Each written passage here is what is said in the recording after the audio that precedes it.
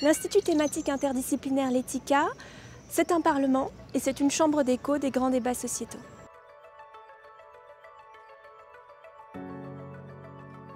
Il est effectivement conçu pour entrer en dialogue avec les grandes questions de société. Et l'un des postulats qu'on a formulés à l'origine, c'était que la littérature, les arts, pouvaient nous aider à penser les grandes questions éthiques d'aujourd'hui.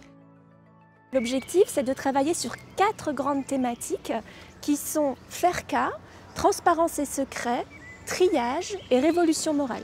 Le DU L'Etica est un diplôme universitaire qui est donc ouvert à tout étudiant de master ou de doctorat qui aime les arts, qui aime la littérature et qui souhaite aussi les aimer de manière engagée. Le parcours laboratoire des cas de conscience qui permet aux étudiants de concevoir des scénarios à partir d'œuvres littéraires, c'est une initiation à ce qu'on appelle le scénario planning et qui est une méthode qui est utilisée par énormément d'institutions, que ce soit publiques ou privées. Chaque année, on choisit un nouveau thème qui nous paraît important en termes sociétaux et on se propose de le traiter donc à partir de la lecture d'œuvres littéraires. Donc on a traité par exemple la première année la question de l'intelligence artificielle et ça tombait bien parce que c'était le moment où ChatGPT commençait vraiment à se faire connaître. Cette année avec le Parlement des générations, on a traité de la question des enjeux du changement climatique. Un étudiant qui va suivre le DU va se trouver confronté à des enseignants de différentes facultés.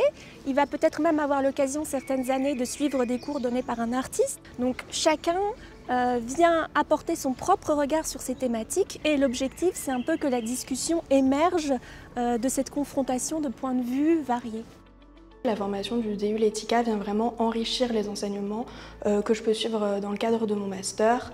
Elle vient me donner des connaissances théoriques sur les questions éthiques et ça me permet également d'avoir une approche pluridisciplinaire. J'interviens dans le parcours du DU qui s'appelle bibliothérapie. Ce parcours en bibliothérapie naît de la conviction que le livre fait du bien, que la lecture apporte du bien-être, apporte aussi une connaissance de soi et des autres qu'on a vraiment envie de partager. Je pense que tout le monde peut lire et tout le monde peut ressentir du bien-être à partir de la lecture. J'ai monté un dossier qui consiste en fait en une liste de recommandations de lecture pour une personne qui aurait vécu des violences sexuelles. Et donc le fait de savoir qu'on n'est pas seul, que en fait notre réaction elle est 100% normale, ce qui n'est pas normal, c'est ce qui s'est passé. Et puis peut-être de déculpabiliser un petit peu les victimes de violences sexuelles. Et donc la deuxième partie de ma liste de bibliothérapie consiste plutôt en une recommandation d'ouvrages, certains d'anthropologie et certains plus scientifiques, pour comprendre en fait sur le plan psychique, sur le plan physiologique, qu'est-ce qui se passe dans le corps, qu'est-ce qui se passe dans le cerveau, pourquoi est-ce que j'ai réagi comme ça, tout ce qui est la dissociation, la sidération, ce genre de choses. Parce que je pense que c'est peut-être ça, en fait, le centre de la bibliothérapie, c'est l'échange, le dialogue et le partage.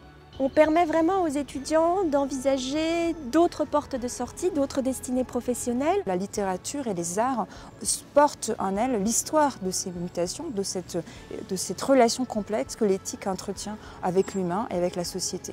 Et donc nous pensons pouvoir, à partir de notre expérience des textes et des œuvres d'art, pouvoir saisir ce changement qui est en cours aujourd'hui, pouvoir tracer cette histoire et comprendre pourquoi l'éthique devient si important et qu'est-ce que cela fait dans notre société.